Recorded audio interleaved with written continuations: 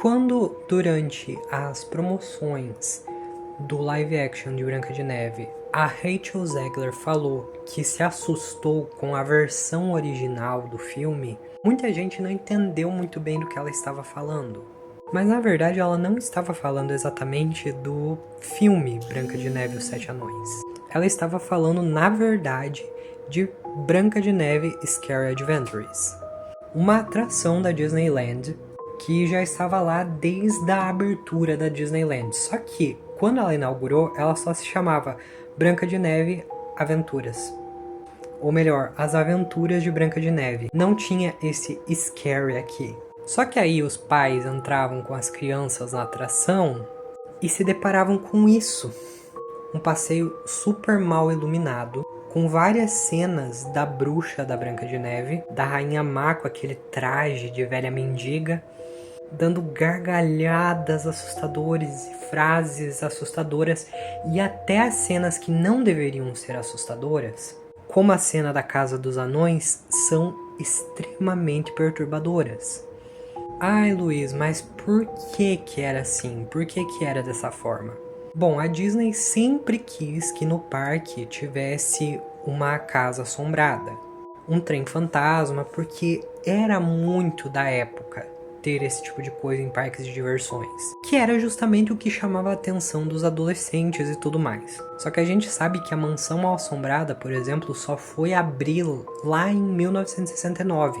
Então a Disney acabou usando um dos seus clássicos para ser meio que a casa assombrada provisória da Disney. E esse foi Branca de Neve. E vamos concordar que existem muitas cenas em Branca de Neve que são assustadoras. A Branca de Neve não aparece nesse passeio justamente para dar a ideia de que nós que estamos no passeio somos a Branca de Neve e estamos contemplando a aventura dela, a aventura assustadora da Branca de Neve.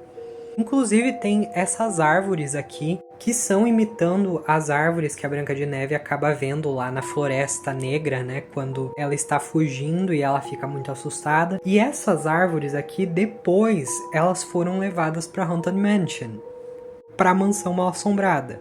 Hoje em dia, o passeio foi reformado, está bem mais iluminado. E mesmo as cenas assustadoras continuam ali, só que tem uma pegada um pouco diferente.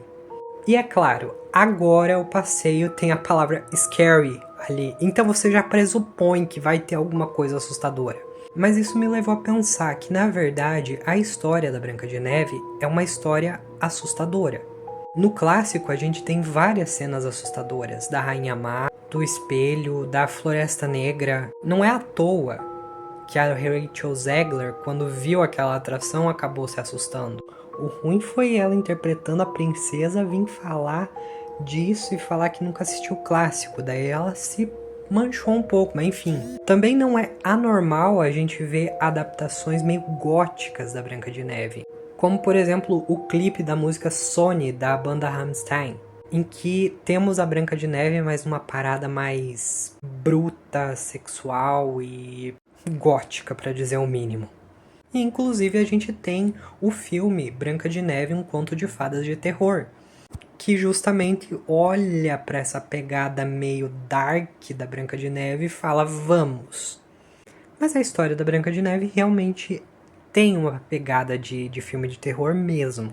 E isso vai até mesmo das origens, porque na história dos Grimm era sobre uma princesa que ia ser morta pela mãe, que pediu vários dos órgãos dela, mas para fazer uma poção de beleza, mas enfim. E essa história tem raízes históricas também. Acredita-se que a história de Branca de Neve foi inspirada na baronesa alemã Maria Sophia von Ethel, no século XVIII. As semelhanças incluem ter uma madrasta cruel viver numa área com mina de cobre e a existência de um espelho mágico, um espelho especial no castelo. Maria Sofia ficou cega na adolescência e morreu solteira num convento. Ou seja, a origem já é meio bizarra.